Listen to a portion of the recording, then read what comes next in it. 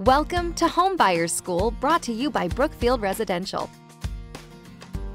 So before we begin, if this is your first time on this channel and you want to get the latest strategies, tactics, and tips on home buying, click the subscribe button below, hit the little bell so you don't miss anything. Hi everyone, and welcome to another edition of Homebuyers School. Today I'm joined by Eddie D'Ambrosio, real estate agent with RE/MAX Elite. And today the question we're going to answer is, what's a typical real estate commission? So essentially, Eddie, how much are you getting paid? Well, not you getting paid, but like how does that work in terms of commissions for real estate agents?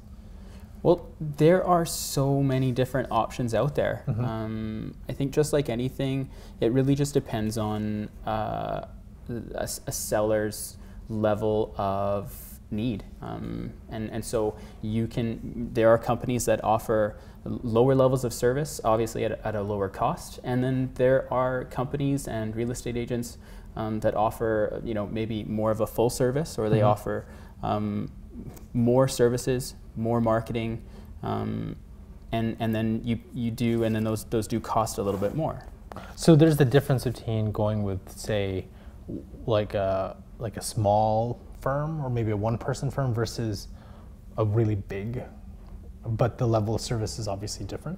For sure, and I think because many sellers, every seller has a different budget in mind, and they also have different perceived capabilities. Yeah. Some may say, well, I have a home in a really popular neighborhood and I want to try to sell it on my own. Yeah. So they may enlist some help, but only need kind of half of the help. Yeah. I think most sellers today are really looking for a lot of help when selling a property. It's such a big decision to sell your home, and obviously we're talking about a lot of money here, and so enlisting the full service help of a professional that knows the market, that knows marketing and how to showcase your property in the best way to get you top dollar, can be worth every penny. So do I have to pay a real estate agent when I'm buying a house as well as selling a house? This is one of the most common questions that I get, actually. So the way that it works is actually the seller of a property pays the full commission to sell their property, and half of that commission is offered to the buyer's agent as a cooperating commission, and then the other half of the commission for a seller pays their listing agent to market the property and to get the property sold for them. So this is for a buyer, like maybe yourself, it would be a great idea to enlist the help of a buyer's agent, of a realtor that can help you to find great properties, to negotiate the best deal on a property, and know that you don't have to pay that buyer's agent yourself. That's pretty awesome, because I always thought that if I'm buying a home and using a real estate agent, that regardless of buying or selling, you'd always have to pay, right? Yeah, and I think it's such a common misconception that a lot of buyers maybe are a little bit hesitant to reach out to a real estate agent to get some help in house shopping, because they think, I'm going to have to pay that real estate agent, and so maybe I can look around on my own.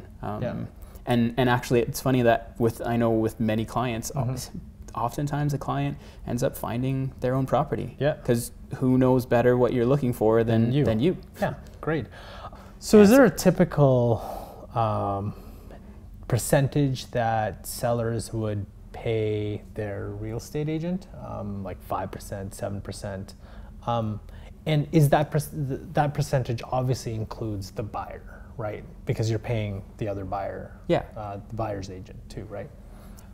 No, you know what? There's no set percentage. There's no set amount. So that becomes part of the discussion with your real estate agent when you are interviewing real estate agents to sell your home. Ask those questions and find out what they specifically charge, and then along with those costs, what sort of services are involved, how much marketing will be completed for your property, what experiences does that realtor have. These are the kinds of factors that will play into how much you pay that real estate agent. And in a case where you have a real estate agent who is offering you, full services, they're even going to pay for professional photography and get you a lot of online exposure. You may pay a little bit more Yeah. for that type of service, but typically, you know, that's going to translate in getting you a higher dollar amount for your home. Does that service include like making sure your home looks good? I think the term is staging your home in terms of what your home looks like while people are going through it. Yeah, and staging is just Yeah. becoming so popular right Yeah. now. I think the general public is really, maybe with more television shows being exposed to Yeah. the power that staging can have in showcasing a property. You know, that's something that buyers will, or that's something that sellers will pay for on their own. Yeah. And in the right circumstance it can really impact how buyers are perceiving your property. And so it can really be a good idea. Awesome. Well, thank you very much, Eddie. Thank you very much, everyone, for joining us, and we'll catch you next time. That's another edition of Homebuyer School. Tune in next time for more expert tips and tricks. And visit homebuyersschool.ca to bring you one step closer to finding your dream home. As with everything, it would be great if you like and share our videos. Also, please let us know if you have any home buying questions you want us to answer.